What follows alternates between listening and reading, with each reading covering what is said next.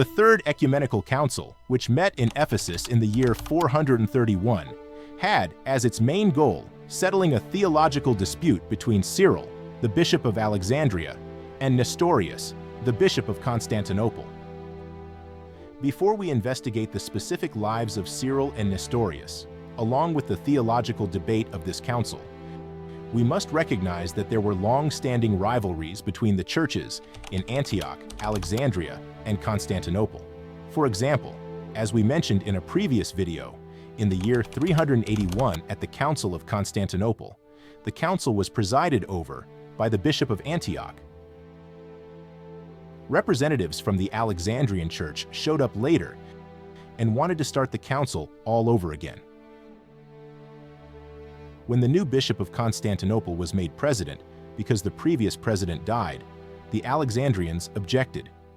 Despite these rivalries, the Council of Constantinople clearly affirmed that there is only one Holy Catholic Apostolic Church. However, Canon number 3 of the Council also affirmed that the Bishop of Constantinople was to be respected as the highest church authority besides the Bishop of Rome. Since Christianity in Antioch and Alexandria had long predated the church in Constantinople, the preference of Constantinople gave the appearance of a sibling rivalry in which the youngest of 3 brothers was given priority. In the 50 years between the councils of Constantinople and Ephesus, church rivalries continued over a mixture of doctrinal discussions and ecclesiastical authority.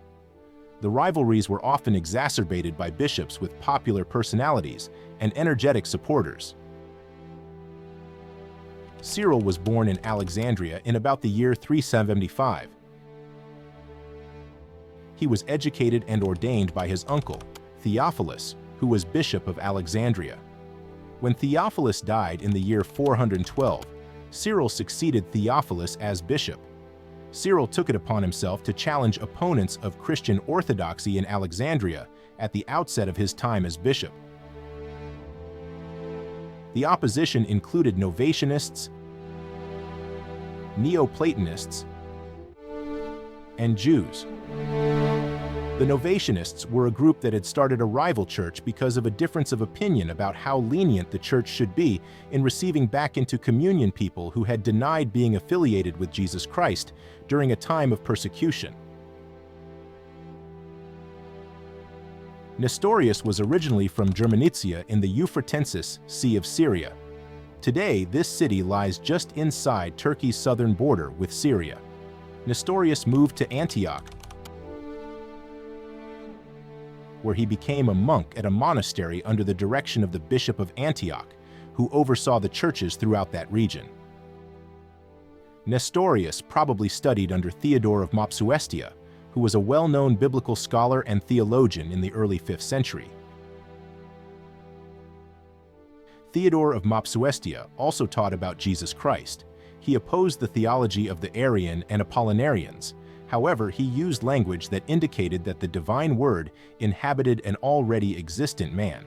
This general idea is known as adoptionism, because God seemed to adopt a human to become the Messiah, or Son of God. Olson claims Nestorius's Christology may best be viewed as an attempt to carry Theodore of Mopsuestia's Christology to its logical conclusion. In the year 428, when the see of the Bishop of Constantinople became vacant, Emperor Theodosius II skipped over other local candidates and invited Nestorius to assume the position. Nestorius accepted and immediately took upon himself ridding Constantinople of those whom he regarded as heretics or who promoted schisms in the church. By the end of the year 428, one of Nestorius's chaplains in Constantinople, Anastasius, preached against the use of the term Theotokos, or God-bearer, to refer to Mary, the mother of Jesus Christ. In other words, Anastasius preferred to explain that Mary gave birth to Jesus Christ, but would not go so far as to say she gave birth to God. Anastasius approved of the term Christotokos, or Christ-bearer, but rejected the term Theotokos. When Bishop Nestorius supported his chaplain, Nestorius's name would forever be linked to the position that Mary should not be said to have given birth to God. Some of the monks in Constantinople protested Nestorius's restriction of the use of the term Theotokos because it had been part of the liturgy for years. However, Nestorius had the opposing monks imprisoned and beaten.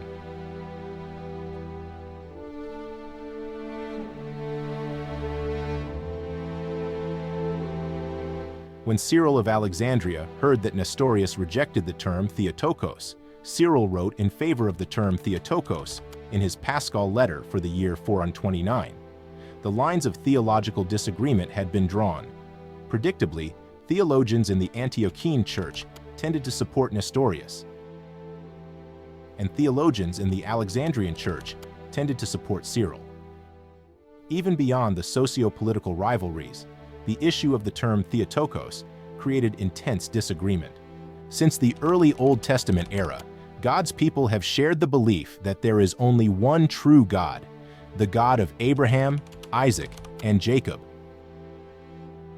However, the prophet Isaiah wrote about the idea of the coming Messiah, the chosen one of God who would suffer and die as a sacrifice for the sin of the world.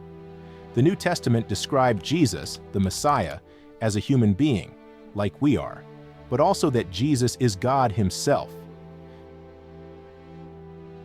Theologians in the early church era attempted to describe Jesus accurately in terms of there being only one God, while also accurately describing Jesus as fully God and fully human. This would especially be the main goal of the first 4 ecumenical councils. Christians in the West seem to be satisfied with their own Latin terms to express that there is one God, yet 3 persons, who make up the divine Trinity. Christians in the East, however, continued to search for the precise Greek terms that would accurately describe Jesus, while defending against inaccurate descriptions of him. The fact that the disagreements and ecumenical councils were more Eastern in location and attendance reflects the Eastern Church's ongoing efforts to find and use accurate terms and ideas to describe Jesus. There is a deeper issue at stake in the discussion of whether or not the word Theotokos should be applied to Mary. It has to do with how we understand Jesus' divinity and humanity. Jesus Christ is a unique being. He is not the Father and/or the Spirit.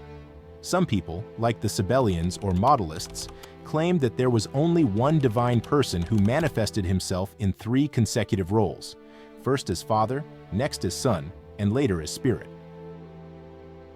Orthodox Christians wanted to protect descriptions of Jesus Christ from the heresies of Sabellianism and Modalism. Some people, like the Arians, separated the Son so far from the Father that they claimed Jesus was just a great human being. Even people trying to avoid those 2 extremes by finding a middle ground ended up compromising either Jesus' deity or humanity in their descriptions. Cyril thought Nestorius' view of Jesus Christ described him as 2 different persons, one divine and one human. It was this specific claim that was condemned by Cyril and the ecumenical councils of Ephesus and Chalcedon. Was Nestorius really teaching that Jesus existed in 2 persons? One of the problems we have today in evaluating Nestorius' claims is that none of his earlier writings still exist. The only writing we have today that belongs to Nestorius is called the Bazaar of Heraclides. A 16th century Syriac manuscript of the book was discovered in the 19th century and translated into English in the 1920s. Nestorius wrote it later in his career to describe what he believed toward the end of his life about Jesus. The book also contains Nestorius' claims that Cyril personally mishandled the issue and the Council of Ephesus. Nonetheless, the theological claims made by Nestorius in the Bazaar of Heraclides sound more orthodox than his earlier views that were condemned at the council. Regardless of Nestorius' later views and claims, the Council of Ephesus in the year 431 officially condemned the idea that Jesus existed in 2 persons. The Greek word the council examined was prosopon. Nestorius could not conceive of a human nature, physis, without a person, prosopon, attached to it. Therefore, Nestorius claimed that Jesus existed in 2 different persons, prosopoi. Though Nestorius himself may have progressed from his earlier views on Jesus to ones more closely resembling orthodoxy, some followers of Nestorians separated themselves from the Orthodox Church and formed their own denomination. They began to detach even from their Antiochian foundation and moved eastward, setting up their capital in Persia. Rather than be labeled by the name of a heresy, that is, Nestorians, they are commonly referred to as the Church of the East. Their history then becomes intertwined with the rise of Islam in the East. They continued to plant churches even as far east as India and China. But a series of setbacks, including internal schisms, kept their member numbers fairly low. The disagreements between Nestorius of Constantinople and Cyril of Alexandria led to Emperor Theodosius II calling the Council of Ephesus in the year 431. In our next video, we will investigate the actual deliberations and actions of that council.